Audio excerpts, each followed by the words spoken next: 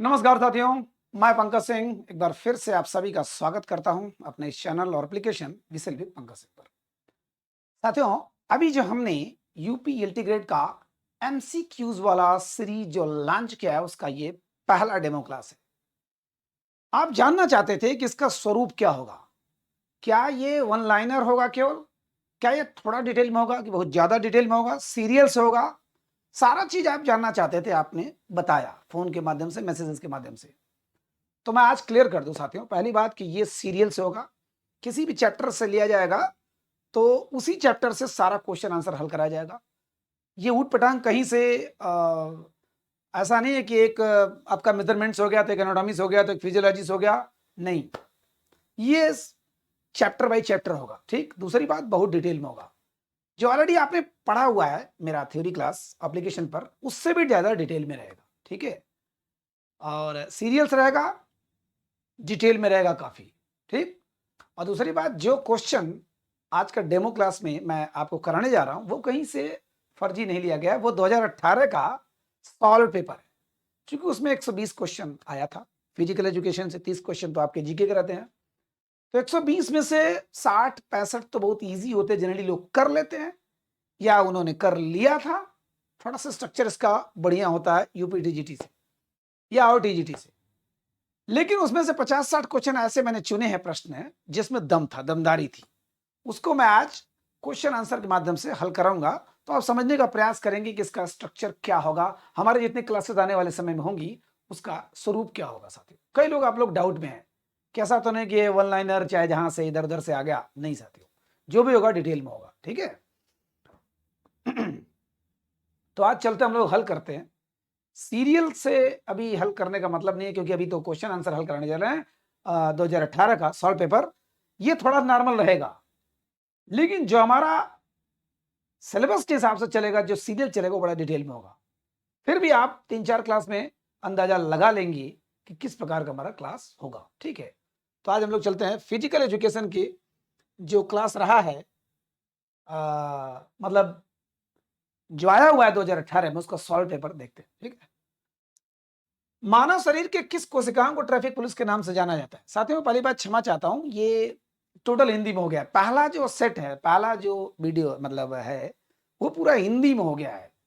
ठीक है, गलती से हो गया है। तो इसमें कई लोग हैं जो पंजाब से जुड़े, अदर स्टेट से जुड़े हुए हैं, जो हिंदी बेल्ट के नहीं है, उनको थोड़ी प्रॉब्लम होती है। I am really sorry. तो यहां पर मैं हिंदी इंग्लिश को दोनों लेकर चलूंगा। ठीक है, इसमें थोड़ा मैनेज करिए, सेकंड वाले से ठीक ठाक हो जाएगा।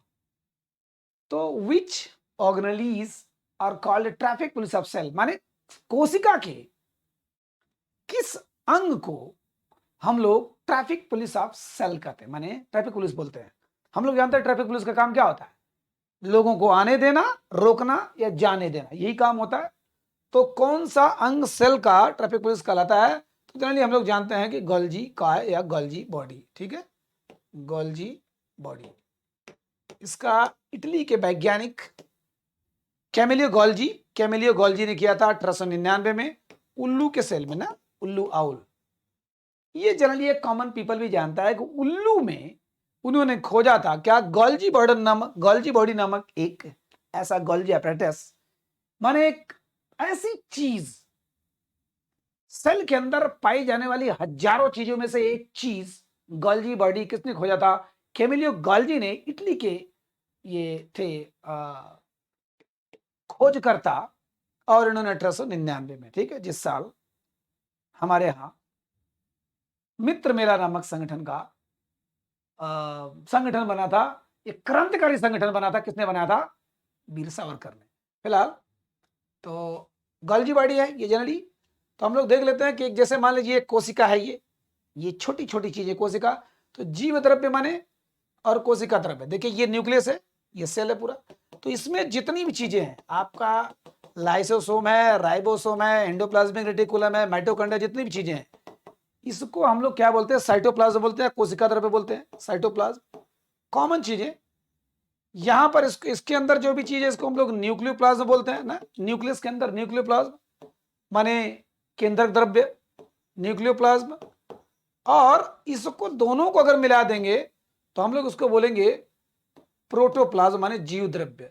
ठीक है, प्रोटोप्लाज्म, प्रोटोप्लाज्म ये कॉमन चीजें होती है, जनरली लोग जानते हैं, साइटोप्लाज्म, प्रोटोप्लाज्म और न्यूक्लियोप्लाज्म। ठीक है, तो ये हो गया प्रोटोप्लाज्म, ये हो गया साइटोप्लाज्म, ये लाइसोसोम क्या होता है, गोल्जी बॉडी।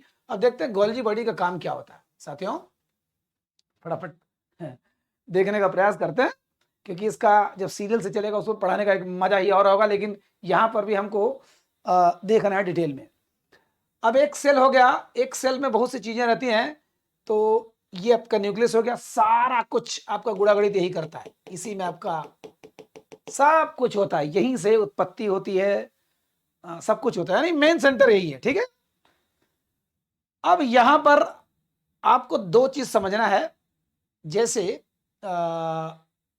Endoplasmic reticulum. ठीक है, इंडोप्लाज्मिक रेटिकुलम एक, ये आपको सब लोगों ने नाम सुना होगा, इंडोप्लाज्मिक रेटिकुलम, ईआर जिसको हम लोग बोलते हैं। ठीक है, दोनों तरफ होता है, इधर भी होता है इधर भी। चलिए झटके पटके बना दे रहे हैं। ठीक है, झटके पटके में इंडोप्लाज्मिक रेटिकुलम या ईआर होता है, और उसके बाद यहां पर चपटी चपटी ये 6-7 ऑटो होते हैं ऐसे। ठीक है, थोड़ा इधर मुंह करके इधर मुंह करके, इसको हम लोग बोलते हैं क्या, गोल्जी बॉडी, गोल्जी बॉडी। इसका मैंने फिगर नहीं निकाला है, लेकिन आप समझ जाइए कि ये चपटी चपटी 6-7 ऐसी फ्लैटेंड सैक होती है। फ्लैटेंड माने चिपटा चिपटा कुछ बोरे जैसा सैक जैसा होता है, फ्लैटेंड सैक। ठीक है, तो इसमें भी 3 पार्ट होते हैं, लेकिन जानिए कि गोल्जी बॉडी का मेन काम क्या होता है। मेन काम क्या होता है, ट्रैफिक पुलिस इसको क्यों बोलते हैं, ट्रैफिक पुलिस। ठीक है, तो इंडोप्लाज्मिक रेटिकुलम एक होता है स्मूथ वाला, स्मूथ माने एकदम चिकना चिकना रहता है, और एक होता है रफ, खुरदरा होता है। ठीक है, सबका अलग अलग काम होता है साथियों। तो इंडोप्लाज्मिक रेटिकुलम ईआर जिसको हम लोग बोलते हैं ईआर, वेरी वेरी इंपॉर्टेंट। यहां पर जो चिकना वाला है, स्मूथ वाला है, इस पर तो आपका, सॉरी चिकने वाले पे ये सब नहीं रहेगा, इस पर रहेगा जो रफ वाला है। रफ वाले पर राइबोसोम के टुकड़े होते हैं, छोटे छोटे छोटे से चिपके रहते हैं, क्योंकि रफ है, सरकने का चांस नहीं, फिसलने का चांस नहीं, तो वहां पर बैठे रहते हैं राइबोसोम। और वो क्या काम करते हैं, जो भी प्रोटीन हम लेते हैं, दुनिया के कोई भी ऐसी खाद्य पदार्थ के माध्यम से हम लेते हैं जो प्रोटीन, उसको तोड़ तोड़ के ये क्या करते हैं, बिल्कुल सिंथेसिस करते हैं प्रोटीन को। माने अब जैसे मान लीजिए आपने काजू खा लिया, बादाम खा लिया, अंडा खा लिया, कुछ भी खा लिया, तो उसमें बहुत सी चीजें हैं, लेकिन प्रोटीन को केवल निकालकर प्रोटीन बढ़िया से सिंथेसिस करने का काम कौन करता है, ये रफ इंडोप्लाज्मिक रेटिकुलम। ठीक है, रफ इंडोप्लाज्मिक रेटिकुलम। तो बन तो गया, जिस प्रकार से हम लोग कंपनी में देखते हैं ना, कि अगर बिस्किट वाले कारखाने में जाते हैं आप, तो एक तरफ से वो चीनी के मिक्स वाला भूसी डालते हैं, फिर वो आगे बढ़ता है, पेस्ट होता है, पेस्ट के बाद सांचे में बिस्किट बनता है, बिस्किट के बाद फिर वो उसका आकार, मतलब नए नए उसके में सांचे ढाले जाते हैं, फिर उसके बाद पैक बंद होता है, पैक के बाद मतलब पैकेट बंद में आ जाता है। तो एक प्रक्रिया होती है एक तरफ से, तो वही प्रक्रिया इधर कि सबका अलग अलग काम होता है। तो इंडोप्लाज्मिक रेटिकुलम जो रफ वाला है, स्मूथ वाले का छोड़ देते हैं अभी, हमारा काम यहाँ है जो रफ वाला है, जिस पर खुरदरे राइबोसोम है। ये राइबोसोम का काम होता है प्रोटीन का संश्लेषण या सिंथेसिस ऑफ प्रोटीन। जब ये प्रोटीन जब ठीक ठाक निकाल लिए, तो उनको मॉडिफिकेशन चाहिए होता है। जैसे मान लीजिए आपने बिस्किट बना लिया, अब बिस्किट को सांचे में उसका आकार भी पार्ले जी लिखना है, तो उसको उसका आकार चाहिए, उस पर लिखने वाला चीज चाहिए, मॉडिफिकेशन चाहिए उसमें। और अच्छा, इसको एक और चीज बोलते हैं, इसको पोस्ट ऑफिस ऑफ सेल भी बोलते हैं, पोस्ट ऑफिस ऑफ सेल। जिस प्रकार से पोस्ट ऑफिस में सारे चिट्ठी को एक जगह, अब तो मान लीजिए जमाना गया, पोस्ट ऑफिस में एक जगह चिट्ठी को डाला जाता है, ठीक है, रखा जाता है, फिर बाद में उसको इधर उधर डिस्ट्रीब्यूट किया जाता है। वही काम इसका भी है, सेल का भी। ध्यान दीजिएगा। तो आप कहेंगे सर हम तो पढ़ रहे हैं गोल्जी बॉडी, फिर ये पढ़ रहे हैं ये इंडोप्लाज्मिक रेटिकुलम कहां से आ गया। तो जब यहां से खुरदरे इंडोप्लाज्मिक रेटिकुलम से प्रोटीन जब बनकर निकलता है, मान लीजिए यहां से प्रोटीन आ रहा है, अब आएगा काम इसका कहां है, ये गोल्जी बॉडी में आता है। और ये किस लिए आएगा, मॉडिफिकेशन, माने चलो भैया कुछ और तो काम, कुछ और इसमें जो सुधार करना करो। हमने बना तो दिया, हमने बना दिया, क्या बना दिया, सारा चीज में से तोड़ करके प्रोटीन को निकाल लिया, और अब इसको मॉडिफाई करेंगे, मॉडिफाई करना, मॉडिफिकेशन करने कौन काम करता है, ये है। इसमें 3 पार्ट होते हैं, ध्यान दीजिएगा, 3 पार्ट होते हैं। जैसे मान लीजिए चपटा चपटा ये है, चपटा चपटा, ठीक है, और इधर इधर चट हो गया, इधर चट हो गया, ये हमारा हो गया राइबोसोम। तो यहां पर पहला पार्ट मान लीजिए मैंने ले लिया, इसको ले लिया सिस, इसको ले लिया हम लोग मीडियल माने बीच वाला पार्ट, और इसको ले लिया ट्रांस। इसको थोड़ा डिटेल में बाद में पढ़ेंगे, अभी तो खाली फटाफट जानने का प्रयास करते हैं। सिस, मीडियल, ट्रांस, ठीक है, गोल्जी बॉडी का ये पार्ट है, ये तीन। तो यहां से जब प्रोटीन बनकर जाता है तो यहां पर मॉडिफिकेशन होने के लिए आता है, पैकेजिंग करने के लिए आता है साथियों, पैकेजिंग भी करता है, ठीक है। पैकेजिंग माने प्रोटीन का पैकेजिंग करेगा भैया, पैकेट वही जैसे हमने कहा कि ना पोस्ट ऑफिस, पोस्ट ऑफिस, तो यहां पर आएगा, इसमें से एंट्री मारेगा क्या, प्रोटीन, प्रोटीन इसमें एंट्री मारेगा, सिस में एंट्री मारेगा, दूसरे वाले में बकायदे उसके पैकेजिंग वगैरह हो जाएगा, ठीक, किसका, प्रोटीन की पैकेजिंग होगी, मॉडिफिकेशन होगा, जो सुधार उधार करना होगा उसको करेंगे भैया। प्रोटीन हमारे पूरे बॉडी को देना है, ठीक ठाक गड़बड़ी ना रहे, हाँ, ताकत देना है, सारी चीजें। हालांकि प्रोटीन क्या करता है सब जानते हैं। फिर उसके बाद इधर से निकलने का भी काम करता है। निकलने में इसमें एक वर्ड आता है वेसिकल्स, ठीक है, वेसिकल्स का निर्माण भी करते हैं, थोड़ा डिटेल हो रहा है साथियों, जबकि अभी मैं ईमानदारी से बताऊं बहुत ही सिंपल, बहुत ही स्लो लेवल का बता रहा हूं, ठीक। हमने एक चीज सिर्फ देखा अभी, एंडोप्लाज्मिक रेटिकुलम क्या काम करता है, प्रोटीन का संश्लेषण करता है, फिर यहां से प्रोटीन घूमते घूमते आएगा कहां, आपके गोल्जी बॉडी में, और गोल्जी बॉडी में तीन पार्ट होते हैं, सिस, मीडियल, ट्रांस। सिस, मीडियल, ट्रांस, यहां से घुस करके बीच वाले पार्ट में, या ये कहिए कि उसी में घुस करके मॉडिफिकेशन भी होगा और उसका पैकेजिंग होगा, माने कायदे से उसको सिस्टमेटिक बना देगा, किसको, प्रोटीन को, जो सिंथेसिस हुआ है, कौन, गोल्जी बॉडी। उसके बाद इधर से निकलता, निकालने का काम करता, फिर ये प्रोटीन शरीर के अन्य भागों में जाएगा। और वेसिकल्स क्या होता है अभी थोड़ा सा बताते हैं। एक छोटा सा इसका ले लीजिए, मान लीजिए डमरू का आकार का ले लीजिए, ये एक पार्ट ले लीजिए इसको, हालांकि चट्टा चट्टा है ये, इसको हम लोग फ्लैटेंड बोलते हैं, फ्लैटेंड, चट्टा हुआ पार्ट। तो इसमें देखिए ये है, इसको हम लोग पढ़ते हैं वेसिकल्स, ये वेसिकल्स, इसको भी कहेंगे वेसिकल्स, ठीक है, वेसिकल्स। इसमें कुछ एंजाइम्स भरे रहते हैं और इसको हम लोग बोलते हैं सिस्टर्नी, ठीक है, सिस्टर्नी, सिस्टर्न्स या सिस्टर्नी, सिस्टर्नी बोलते हैं वेसिकल्स।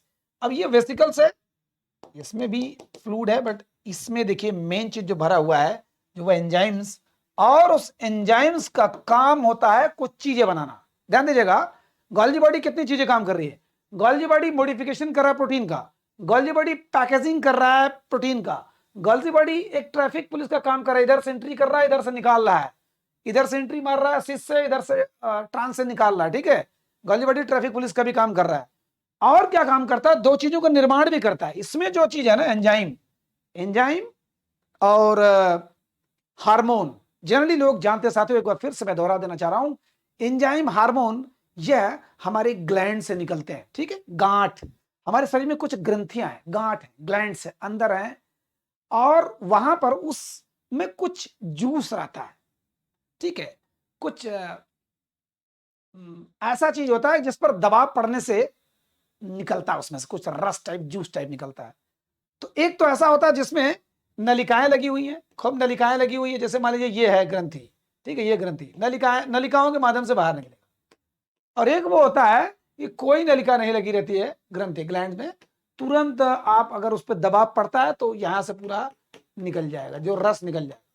तो जो नलिकाओं के माध्यम से निकलता है उसको हम एंजाइम बोलते हैं, और जो डायरेक्ट निकल जाता है, एक कॉमन परिभाषा बता रहा हूं, जैसे मान लीजिए ये ग्रंथि है, गांठ है, अंदर किसी प्रकार का दबाव पड़ा, उसमें जूस निकला और पूरे शरीर में मिल गया, बिना बिना पाइप का, बिना ट्यूब का, बिना नली का, बिना नलिका का, बिना, है ना, तो उसको हम लोग बोलेंगे क्या, हार्मोन्स।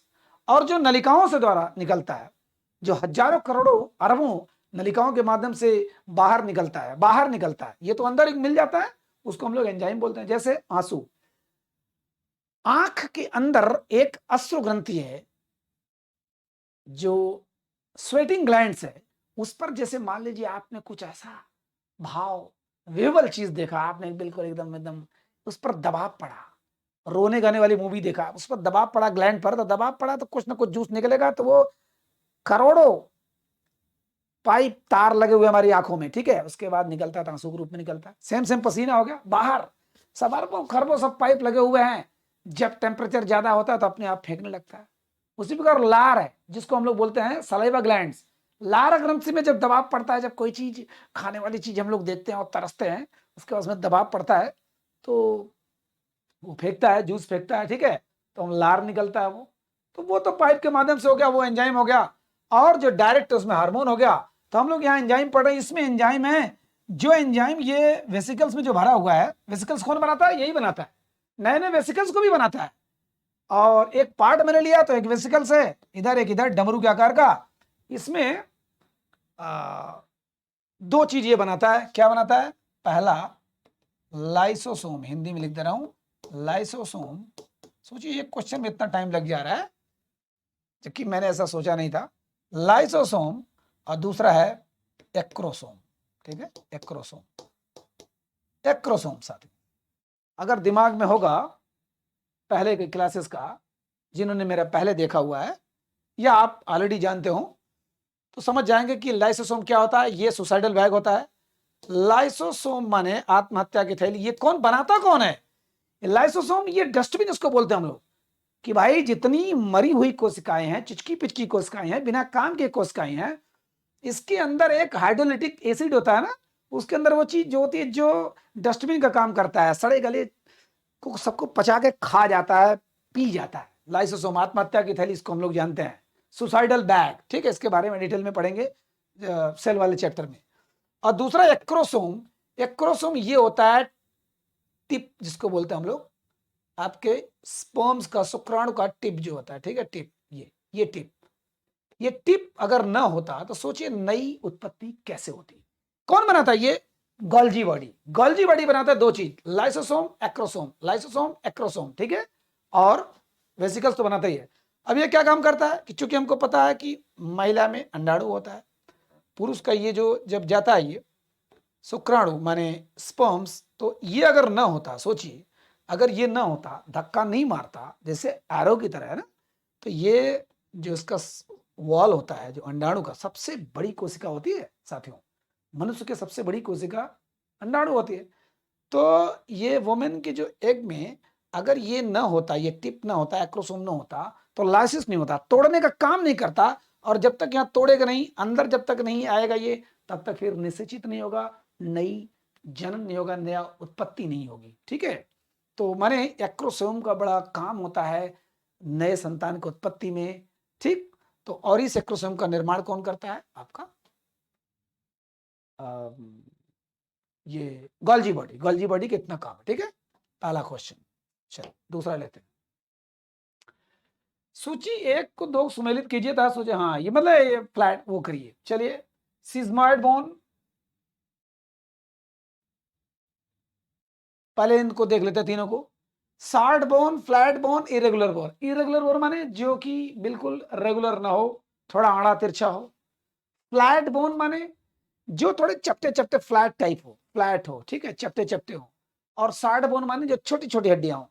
तो शार्ट बोन हमको पता है कि आपका टार्सल्स, मेटाटार्सल्स, कार्पल्स, मेटाकार्पल्स, छोटी छोटी जो हड्डियां होती हैं, ठीक है। देखिए ये आप अगर इसको देखें, ये देखिए फ्लैट बोन्स।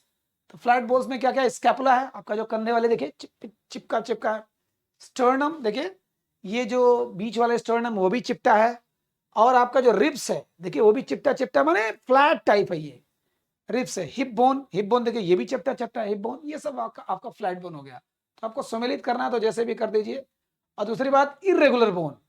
इरेगुलर माने बिल्कुल रेगुलर नहीं है। देखिए ये आपका ये है वर्टेब्रा, ये रीढ़ की हड्डी जो है इरेगुलर है, कहीं मोटा है, कहीं पतला है, कहीं लंबा है, कहीं छोटा है, इरेगुलर बोन है, ठीक है। तो इसके बाद जब ये तीनों हो गया, इसका मतलब आप सिग्मॉइड बोन समझ सकते हैं कि सिग्मॉइड बोन वैसे भी पटेला में होता है, जॉइंट में होता है ज्यादातर साथियों। पटेला माने समझ रहे हैं, जो पैरों के ये जो बीच में होता है पटेला।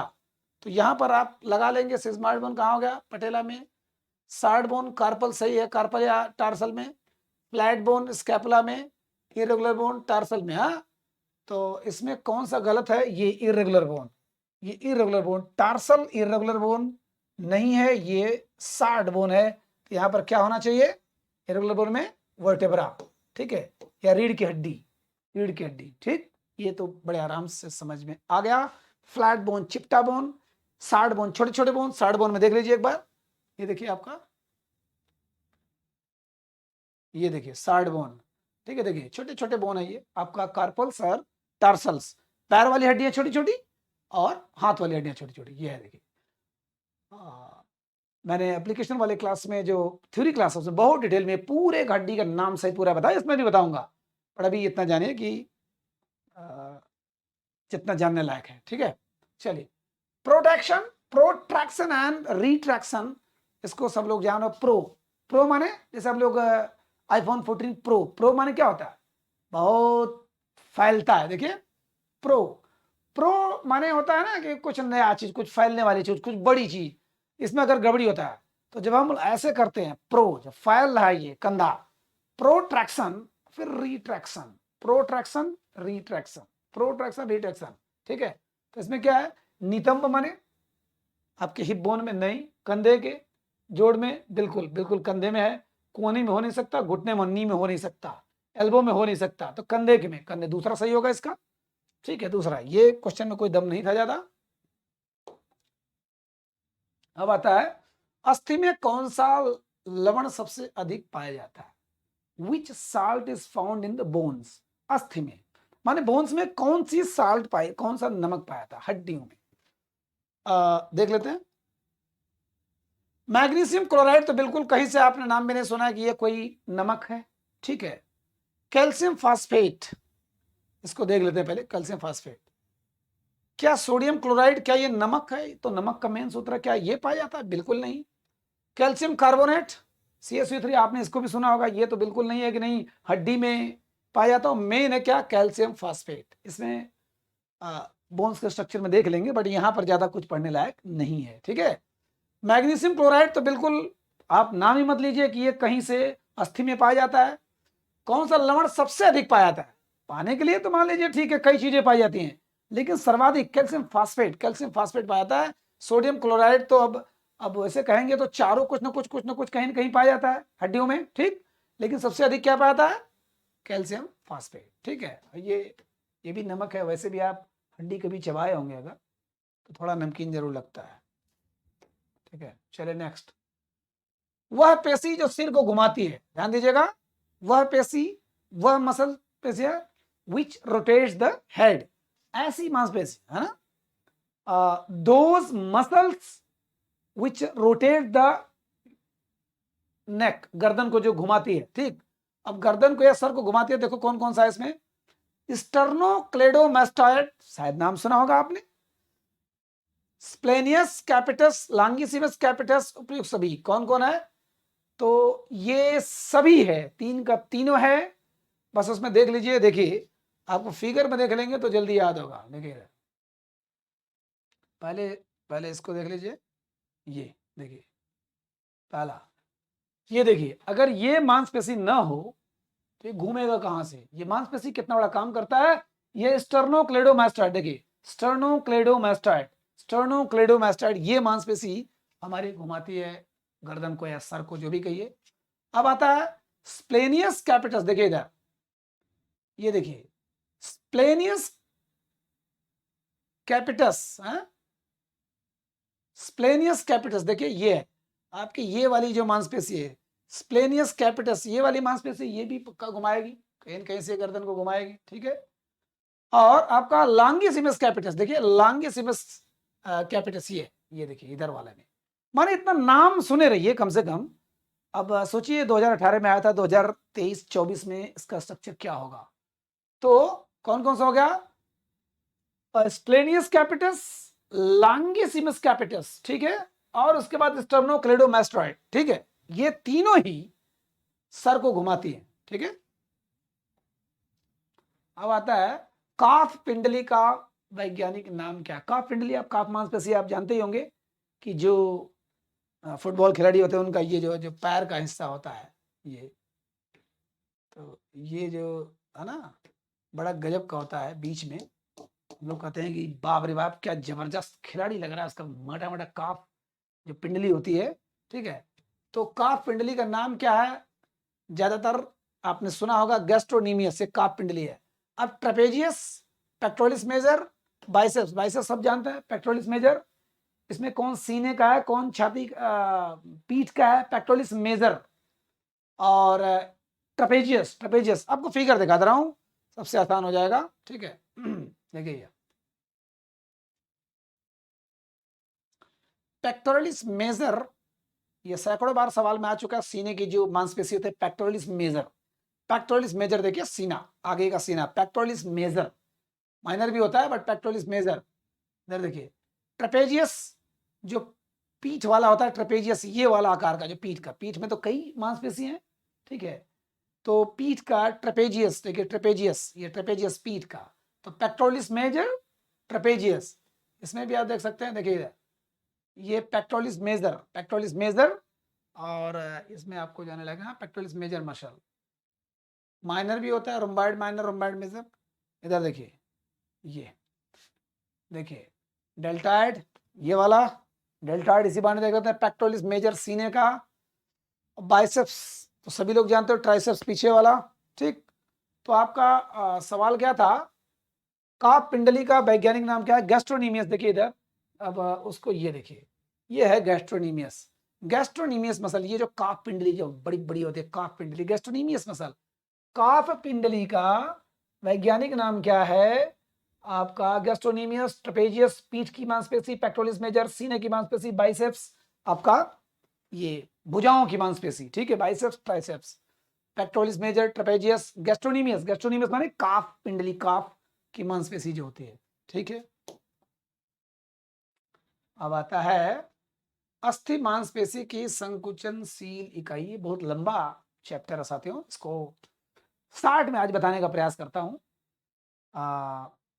क्योंकि काफी लंबा क्लास हो गया। मैंने सोचा था कि छोटा क्लास, पहला क्लास है, लेकिन चूंकि आप समझाना चाहते थे कि किस प्रकार का क्लास रहेगा, तो मैंने थोड़ा सा बताने का केवल प्रयास किया है। चलिए, अस्थि मांसपेशी माने जो बोन मसल होती है उसकी संकुचनशील इकाई क्या है? बड़ा लंबा प्रक्रिया ये। कॉन्ट्रैक्शन यूनिट क्या है इसका? तो हमको मालूम है, मालूम है नहीं है, सार्कोमियर, एक्टिन, एक्टिन और मायोसिन, जेड लाइन, मायोफाइब्रिल, सब चारों का चारों कैसे संबंधित है आपका मांसपेशी से? तो सार्कोमियर, ये आपका उत्तर ये सही होगा। सार्कोमियर अस्थि मांसपेशी की संकुचनशील इकाई सार्कोमियर। लेकिन ये भी, ये दोनों प्रोटीन है, एक्टिन और मायोसिन, उसी की मांसपेशी की। जेड लाइन भी मांसपेशी से संबंधित है, मायोफाइब्रिल भी उसी से संबंधित है। देखिए छोटा सा एक उदाहरण बता दूं, जैसे आपका ये हाथ है, ठीक है। अब हाथ में आपने लिया ये बोन ले लिया, ठीक है, बोन, बोन तो बोन से चिपकी हुई जो उसको हम लोग बोलते हैं बोन मसल्स। अब बोन से चिपकी हुई ये मसल्स मान लीजिए, ये मसल्स है, ठीक है, बोन से चिपकी हुई, इधर भी मसल्स है, इधर भी मसल्स है, ठीक है, पूरा हो गया। तो हम लोग क्या बोलते हैं? टेंडन और लिगामेंट। तो लिगामेंट और टेंडन सब लोग पता है, मांसपेशी को मांसपेशी से जोड़ने वाला टेंडन, लिगामेंट हड्डी को मांसपेशी से जोड़ने वाला, ठीक है, हड्डी को हड्डी से जोड़ने वाला, हड्डी को मांसपेशी से जोड़ने वाला क्या होता है? टेंडन, ठीक है। ये जनरली लोग जानते हैं कि चलिए ठीक है, ये मांसपेशी हमारा है, ये, ठीक। अब इसमें मांसपेशी में संकुचन कैसे होता है, कॉन्ट्रैक्शन कैसे होता है इसमें? चूंकि अगर मांसपेशियां एक्टिव ना रहे तो ना हम कदम आगे बढ़ा पाएंगे, ना कुछ कर पाएंगे। जब भी हमको चलना होगा, हिलना होगा, डोलना होगा, मांसपेशी की बदौलत ही कर पाएंगे। और वह मांसपेशी हड्डी से जुड़ी हुई है, तो उसकी प्रक्रिया क्या होती है, उसके अंदर क्या एक्टिन मायोसिन क्या होता है, सार्कोमियर क्या होता है, सार्को से संबंधित जितनी भी चीजें हैं वो आ जाएगी। बहुत लंबा चैप्टर है ये, माने बड़े मजेदार चैप्टर है साथियों, लेकिन मैं इसको बहुत नॉर्मल बताने का प्रयास कर रहा हूं। कि जैसे मान लीजिए आपने एक ये, आप एक जैसे ये है, मान लीजिए मांसपेशी का एक टुकड़ा काट के अपने निकाल दिया। अब यहां पर आपका सिगरेट की तरह जैसे ऐसे ऐसे ऐसे ऐसे दुनिया भर के पड़े हुए, ठीक। माने एक मांसपेशी का कोई टुकड़ा काट दिया तो आपको इतना कुछ पड़ा हुआ है, इसको कुछ और कहते हैं। इसको एक को मान लीजिए आपने निकाल लिया, एक को आपने निकाल लिया, एक को, फिर इसके अंदर भी दुनिया भर के पड़े हुए हैं इधर, फिर दुनिया भर के पड़े हुए हैं, इसको कुछ और कहते हैं। अब उसके अंदर को जब निकालें, देखिए ये वाला, नाम भी देख लेते हैं आपको। देखिए सिंपल सा, देखिए मांसपेशी हमने देखा, तो मांसपेशी किसका बना होता है? फाइबर का, मसल फाइबर। एक मांसपेशी आपने निकाल दिया तो उसमें तो बड़ी बड़ी फाइबर ना, करोड़ों फाइबर रहते हैं, करोड़ों, सिगरेट लाइक स्ट्रक्चर, करोड़ों फाइबर। देखिए ये आपका मांसपेशी है। देखिए अब इसमें आपका न्यूक्लियस है, ये वो सब में सब रहेगा। हाँ, तो ये फाइबर का बना हुआ है। तो एक फाइबर जो निकालेंगे, तो चूंकि मायो मानी मसल से संबंधित होता है, तो इसको हम लोग बोलते हैं मायो फाइबर। ठीक है, मायो फाइबर। सोचिए, ये दूसरा स्ट्रक्चर दे दिया, पहले तो हम लोग मायो फाइबर पढ़ेंगे। चलिए ये वाले में आपको ज्यादा बढ़िया समझ में आएगा। देखिएगा, स्केलेटल मसल, हड्डी से मसल जुड़ा हुआ है टेंडन द्वारा। ठीक है, देखिए टेंडन द्वारा जुड़ा हुआ है, हड्डी से मसल जुड़ा हुआ है। अब मसल को अगर काटते हैं तो उसमें बहुत सी छोटी छोटी संरचनाएं, बहुत छोटी, उसको एक निकालते हैं तो उसको हम लोग फेसिकल्स बोलते हैं। देखिए फेसिकल्स या मायो फाइबर बोलते हैं, माने जिसको हम लोग बोलते हैं कि मसल फाइबर बोलते हैं। मसल फाइबर या मायो फाइबर। फाइबर मसल से निकाला, मसल का फाइबर निकाल लिया हमने, खींच के निकाले, देखूं कितना करोड़ों फाइबर है इसमें। ठीक है, अब फाइबर में से जिसको हम लोग फेसिकल्स बोलते हैं, उसको हम लोग अगर निकाले, देखिए मसल फाइबर, ये मसल फाइबर आ गया, मसल फेसिकल, तो मसल फाइबर आ गया। देखिए इधर इसको फाइबर हमने निकाल दिया। अब फाइबर में दुनिया भर का ये है, फिर उसमें भी बहुत सी चीजें हैं, उसको हम लोग बोलेंगे मायोफाइब्रिल। साथियों मायोफाइब्रिल, अब इसको मैं अगर समझाऊं, यहां से निकला, ये क्या था? मसल। तो मसल से हमने निकाला मसल फाइबर, मसल फाइबर से बना है, और मसल फाइबर को हम लोग फेसिकल्स बोल देंगे। और इसमें से जो अगर निकलेगा, जो ये है, उसको हम लोग बोलेंगे फाइब्रिल्स, मायोफाइब्रिल्स। ठीक है, मायोफाइब्रिल्स। ये तो जो ऐसे निकालते हैं हम लोग मायोफाइब्रिल देखेंगे, इसके अंदर जो जो है एक एक मायोफाइब्रिल्स। लेकिन इसके स्ट्रक्चर पर क्या क्या चीज है, जब मायोफाइब्रिल्स काटेंगे तब उसमें आएगा आपका एक्टिन, मायोसिन, जेड लाइन, ये लाइन, वो लाइन। ठीक है, देखिए इधर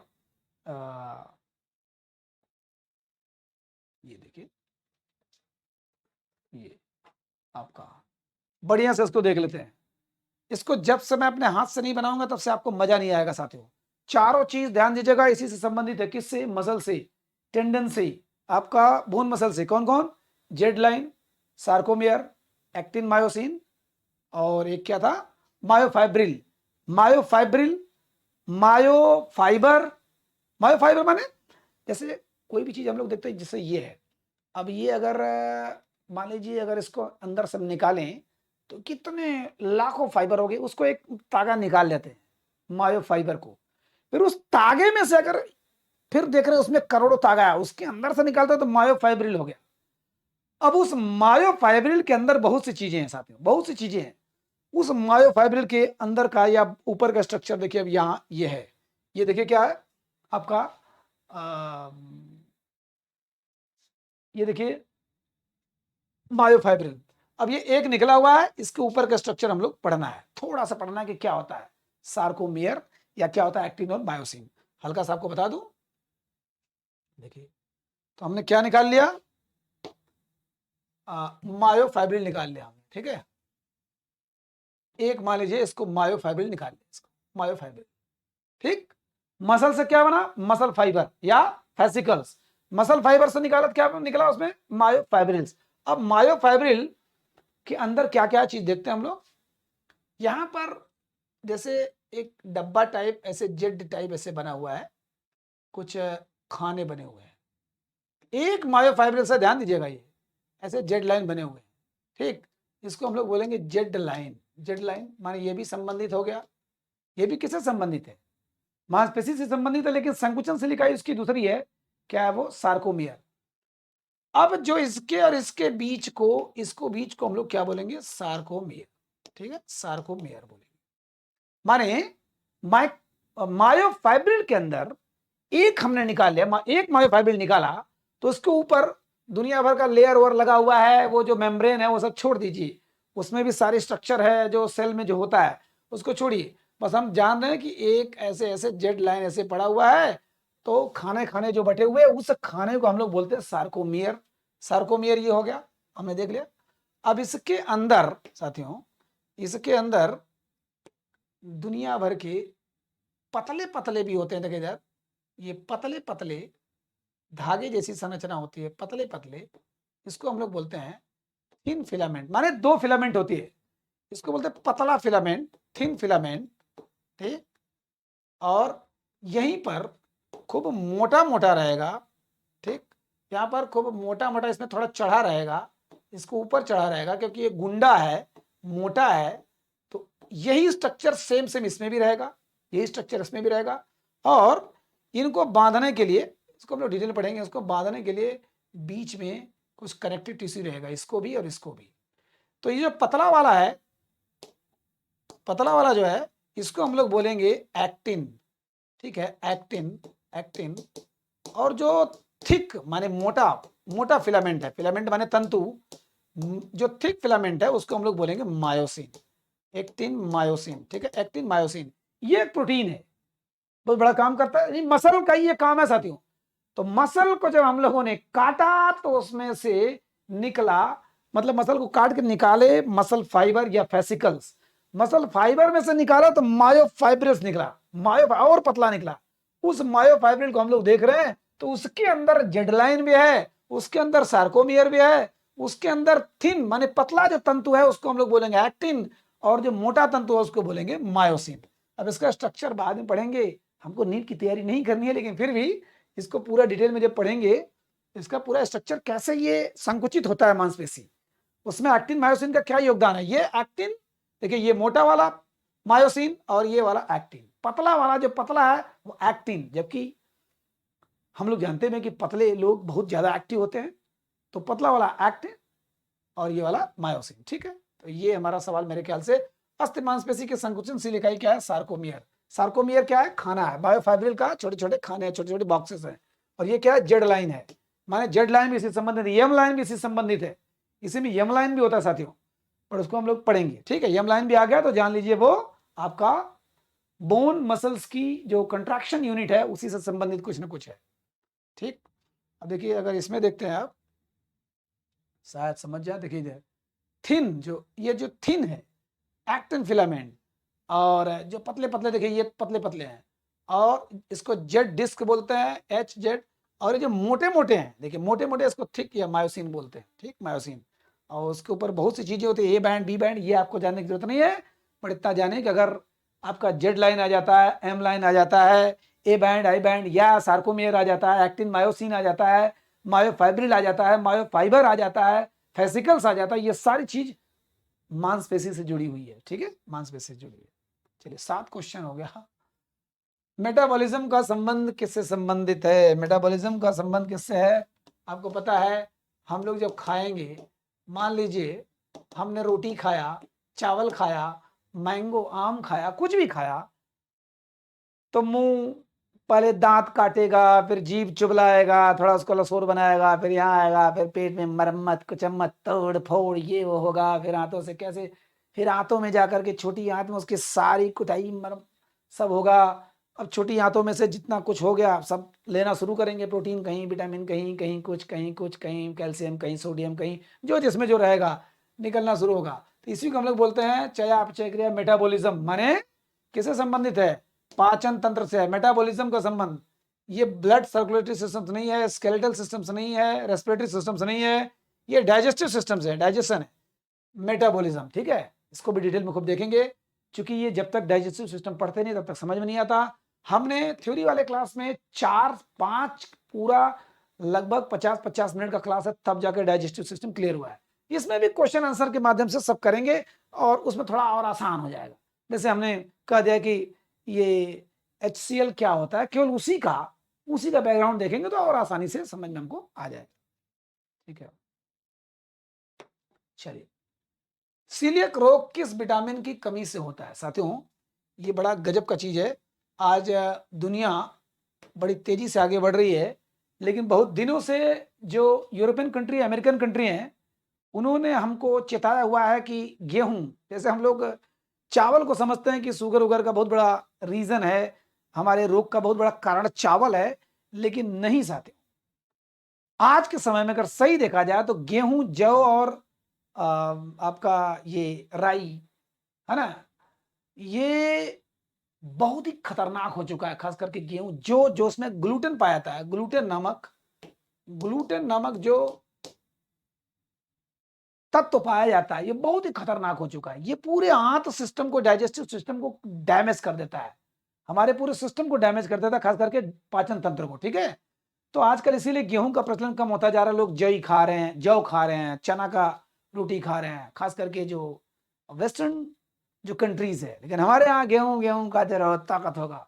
फिलहाल गेहूं की रोटी खा के जिंदगी भर ताकत हुआ। आज वैसे भी ये जो सीलिएक जो रोग होता है ना, इससे मौत भी हो जाती है। बहुत ही कमजोर डाइजेस्टिव सिस्टम हो जाता है और इसका दुनिया में कोई इलाज नहीं है, सिर्फ एक ही इलाज है। उनसे कहा जाता है कि आप गेहूं का और इस सब चीजों का रोटी मत खाइए, बिल्कुल ना खाइए, नहीं तो पचेगा नहीं, मर जाओगे आप।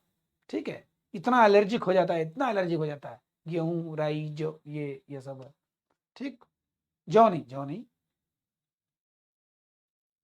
तो विटामिन डी की कमी से, विटामिन डी आप भरपूर मात्रा में लेते हैं तो हड्डी तो मजबूत होती ही, आपका पाचन तंत्र भी बहुत मजबूत होता है। ठीक है, चलिए 9 हो गया। एक खिलाड़ी की यकृत में माने लीवर में संचित ग्लाइकोजन, लीवर में संचित ग्लाइकोजन की मात्रा कितनी होती है, ये तो सबको पता होगा, 70 से 100 ग्राम। वैसे साथियों, लीवर और मसल मसल दोनों में क्या रहता है, ग्लाइकोजन। ग्लाइकोजन आज ऑलरेडी इतना लंबा क्लास हो चुका है, लंबा माने थोड़ा सा मेरे हिसाब से ज्यादा लंबा हो गया है। तो लीवर और मसल का दो काम मेन है, हालांकि स्केलेटल का भी होता है, कंकाल का भी। इनका काम क्या है, ग्लूकोज जो होता है। अब आपने मान लीजिए चीनी के रूप में आपने ग्लूकोज लिया, गुलाब जामुन के रूप में ग्लूकोज लिया, किसी भी मीठा के रूप में ग्लूकोज लिया, तो ग्लूकोज के रूप में हमारे शरीर में थोड़ी रहेगा, स्टोर करके रखना पड़ता है। तो लीवर स्टोर करके रखता है लगभग ग्लाइकोजन के रूप में। इसको हम लोग बोलते हैं, देखिए ये ग्लाइकोजन इस रूप में रखता है, क्योंकि ये ऐसा है कि जिससे जब कभी मान लीजिए मसल में, मसल है हमारा, अभी हमने सर्कोमियर वाला देखा था, मसल, यहीं पर एक बैग है, यहीं पर है ग्लाइकोजन। ग्लाइकोजन एक बैग अब यहाँ रखा हुआ, बचा कर रखा हुआ, ग्लूकोज जितना हमने खाया, जितना जो तो हमको तुरंत एनर्जी मिलती है, तो हमने ग्लाइकोजन के रूप में बचा कर रखा हुआ है। ध्यान दीजिएगा, लीवर से ज्यादा ग्लाइकोजन हमारे मसल्स में होता है। इसमें मात्र 70 से 100 ग्राम होता है, इसमें उससे ज्यादा होता है मसल में। माने ग्लाइकोजन अब क्या आता है, ये ग्लूकोज का सुधरा हुआ रूप है, या ग्लूकोज का एनर्जेटिक रूप है, एनर्जी वाला रूप है।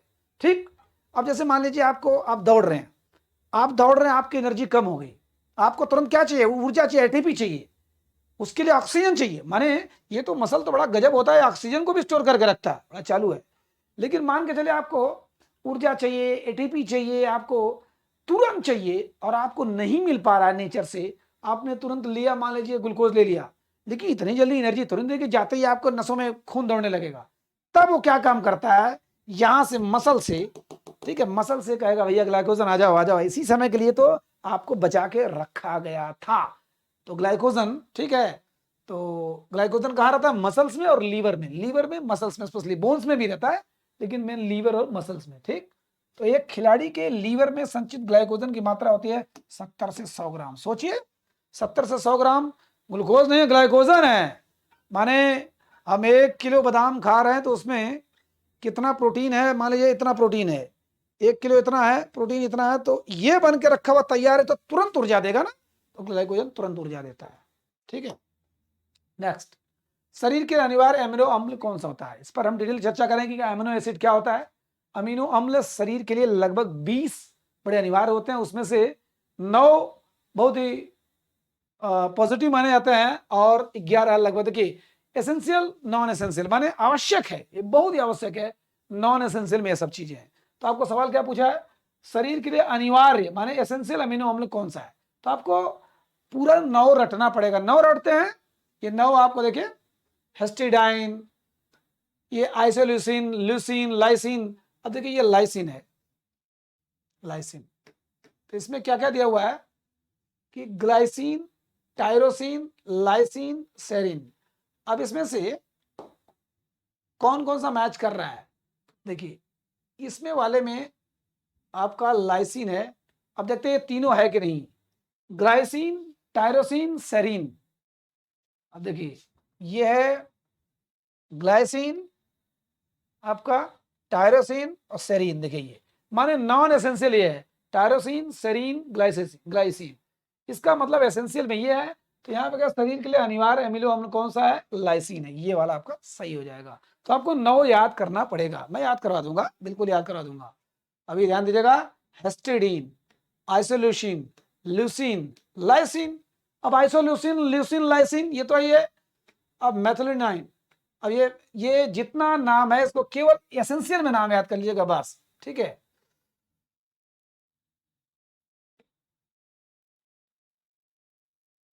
कुछ ऊट पटांग नाम है, बहुत पहले का देखा गया है, चूंकि इसको कोई याद नहीं करता, लेकिन आपको याद करना जरूरी है, ठीक है। ईमानदारी बताऊं, मुझे याद तो नहीं है अभी 4-5 नाम को छोड़ के, क्योंकि बहुत दिनों बाद इस टाइप के सवाल को हल करा रहा हूं, ठीक। एसेंशियल अमीनो अम्ल और नॉन एसेंशियल अमीनो अम्ल, ठीक है। तो इसको आप ईमानदारी से इसको 9 याद कर लीजिए। 1 2 3 4 5 6 7 8 9, 9 याद कर लीजिएगा, ठीक है। चलिए 11 हो गया। 12, कौन सा पदार्थ शरीर का संतुलन बनाने में मदद करता है साथियों? संतुलन, ध्यान दीजिएगा। कान में हमारे 3 पार्ट होते हैं, ये बहुत डिटेल पार्ट है, पर इतना जाने, कान जैसे मान लीजिए आप अंदर कौन सा बोन है, टेम्पोरल बोन। टेम्पोरल माने कनपटी, टेम्पल माने कनपटी, तो टेम्पोरल बोन के गड्ढे में आपका कान होता है, टेम्पोरल बोन, ठीक है। हम लोग देखेंगे पैराइटल बोन, सब देखेंगे। टेम्पोरल बोन माने कान का ये पहला पार्ट हो गया, कान के अंदर इधर, यहाँ ईयर ड्रम हो गया, पर्दा हो गया। फिर यहाँ दूसरा पार्ट हो गया जिसमें आपका इनकस और ये स्टेप्स, जो सबसे छोटी जो हड्डी होती है कान की, स्टेप्स ये है। फिर उसके बाद तीसरा वाला थोड़ा सा इस टाइप का स्ट्रक्चर होता है, ठीक है। इस टाइप का स्ट्रक्चर होता है ये आपका तीसरा वाला। तो यहां पर जो ये है, इसको हम लोग बोलते हैं इंडोलिम्फ, पेरिलिम्फ, और ये जो पोर्शन पूरा टोटल है कॉकलिया, ठीक है। कॉकलिया तीन तीन पहले नाम जान लीजिए। देखिए आपका endolymph, perilymph, cochlea, mastoid bone. Mastoid bone आपका अभी मैं दिखा दे रहा हूं कि ये यहाँ होता है मेस्टॉइड बोन, ठीक है। तो कान के 3 पार्ट होते हैं। पहला पार्ट, ठीक है, शुरुआती है ईयर ड्रम, जो कान का पर्दा है। उसके बाद दूसरे पार्ट में आपके सबसे छोटी हड्डी जो स्टेप्स होती है। तीसरे वाले में 3 पार्ट होता है, एंडोलिम्फ, पेरिलिम्फ और एंडो माने अंदर का, पेरिलिम्फ माने ये ऊपर का, और ये कॉकलिया होता है। तो यही एक ऐसा पार्ट है जो सुनने का काम करता है साथियों। सुनने का काम यही करता है, लिसन का, हियरिंग का, और सब तो बैलेंस का काम करता है। तो कान का 2 काम होता है, सुनना और संतुलन करना। मान के चलिए आपको सुनाई कुछ और दे रहा है, तो सोचिए आपका क्या पूरा शरीर बैलेंस में रहेगा? नहीं। किसी ने बोला बेटा आपको समझ में आया ससुरा, तो पूरा बैलेंस बिगड़ जाएगा, है ना। किसी ने बोला काला रे काला, तुमको सुनाई दिया साला रे साला, तो जान लो वहीं पर एकदम डिस्टर्ब हो जाओगे। क्योंकि बैलेंस काम करने का यही करता है, पेरिलिम्फ, एंडोलिम्फ, एंडोलिम्फ, पेरिलिम्फ, ठीक है। अंदर की चीजों को, इसको डिटेल को बढ़िया से बनाऊंगा, रंग होंगे तब मजा आएगा। अभी तो एक डेमो टाइप का मैं बता दिया। जैसे इसको चलिए आपको दिखा देता हूं। इसमें देखिए ये देखिए, ये आपका स्टेप्स है, मेलियस इनकस और स्टेप्स, मेलियस इनकस और स्टेपिस या स्टेप्स। तो ये और ये सबसे छोटा हड्डी, पहला पार्ट ये हो गया, दूसरा पार्ट ये हो गया, और तीसरा पार्ट देखिए ये पेरिलिम्फ जो बाहर का है, इंडोलिम्फ बीच वाला पार्ट है, पेरिलिम्फ, और इधर इसको हम लोग यहाँ लिखा हुआ है कॉकलिया। कहाँ है कॉकलिया? ये कॉकलिया लिखा हुआ है, लेकिन ये पूरे सिस्टम को बोलते हैं कॉकलिया। यही केवल सुनने का काम करता है, अदरवाइज और सब बैलेंस का काम करते हैं, सुनने बैलेंस दोनों का, ठीक। कॉकलिया सुनने का काम करता है। तो यहाँ पर हमारा प्रश्न क्या था? कौन सा पदार्थ, कौन सा शरीर का संतुलन बनाने में मदद करता है? तो इंडोलिम्फ, पेरिलिम्फ, कॉकलिया। तो आपका ये इंडोलिम्फ है, ठीक है। इंडोलिम्फ अंदर का संतुलन बनाने में। सिफिलिस के लिए कारक अभिकर्ता साथियों, जो एसटीडी होता है, सेक्सुअल ट्रांसमिटेड डिजीज में बहुत बड़ा सिफिलिस आपके जो जब असुरक्षित यौन संबंध जब बनाते हैं, तो आपके जननांगों पर दुनिया भर के दाने चकत्ते पड़ जाते हैं। धीरे धीरे आपके शरीर पर पूरे दाने पड़ जाते हैं, ठीक। अब थोड़ा सा लेट हो रहा है, इसलिए मैं जल्दी भाग रहा हूं। तो शरीर पर बहुत ही गंदा हो जाता है। मतलब ये एक एसटीडी है, सेक्सुअल ट्रांसमिटेड डिजीज, माने असुरक्षित यौन संबंधों से होता है सिफिलिस। और इसका मैंने फिगर नहीं दिखाया, बहुत ही गंदा है, पूरा बड़ा अजीब खसरा खुजली टाइप हो जाता है। तो ट्रेपोनिमा पैलिडम नामक जीवाणु द्वारा, ये जीवाणु वायरस नहीं है, ये ट्रेपोनिमा पैलिडम, ये ट्रेपोनिमा पैलिडम द्वारा जीवाणु द्वारा होता है। ठीक है, अब इन तीनों के बारे में आप जाने दीजिए। ट्रेपोनिमा पैलिडम के द्वारा कौन सा होता है? सिफिलिस, जो कि शरीर पर पहले तो जननांगों पर चकत्ता होता है, बड़े दानेदार होते हैं, उसके बाद पूरे शरीर पर होता है, फिर बहुत खतरनाक रोग होता है। ठीक है, और 14 में देखते हैं हृदय श्वसन क्षमता, कार्डियक जो रेस्पिरेशन क्षमता सबसे ज्यादा किससे मापी है, तो इसको मैंने बहुत डिटेल में पढ़ाया है, यूट्यूब पर पूरा फ्री में भी है, प्लस आपका हाई है। तो हार्वर्ड स्टेप टेस्ट है ना, जो बॉक्स पर आप ऊपर नीचे करते हैं, हार्वर्ड स्टेप टेस्ट, यहां पर कोई बताने का मतलब नहीं है। हृदय की जो रेस्पिरेटरी, जो हमारी जो सांस लेने की क्षमता है कितनी अच्छी है वो, हाँ, अप डाउन करके, ये पूरा हार्वर्ड स्टेप टेस्ट है। ठीक, और एक लास्ट है, चलिए 14 करते बस करते हैं। ठीक, तो साथियों मैं अपने वादे पर स्पेशली से बताऊं तो खरा नहीं उतरा, बहुत डिटेल नहीं पढ़ा, क्योंकि पहला ही क्लास है, पहला ही क्लास 1 घंटे का लगभग हो गया, तो इससे ज़्यादा अब ना हो तभी सही है। ठीक है, लेकिन इसी प्रकार से रहेगा, बहुत डिटेल में रहेगा, जो भी रहेगा सीरियल से रहेगा, इसलिए मजा आएगा, उसको समझते आप चलेंगे। डाइजेस्टिव सिस्टम को अगर हमने लिया तो पूरा मुंह से लेकर के चलेंगे, और यहाँ तक पूरा यहाँ निकलने तक, है ना, आपका सारा सिस्टम देखेंगे क्वेश्चन के माध्यम से। ठीक है, चलिए बताइएगा जरूर आपको समझ में आया कि नहीं आया। चूंकि बड़े दिनों बाद आपका इस टाइप का क्लास ले रहा हूँ, थोड़ा सीरियस मूड में ले रहा हूँ, हालांकि मैं बड़ा लाइट रहता हूँ, ठीक है, थोड़ा मनोरंजक मूड में रहूंगा, लेकिन अभी फर्स्ट क्लास है। अपना विचार जरूर बताइएगा, समझ में आया कि नहीं आया, और मिलते हैं दूसरे चैप्टर में तुरंत। नमस्कार।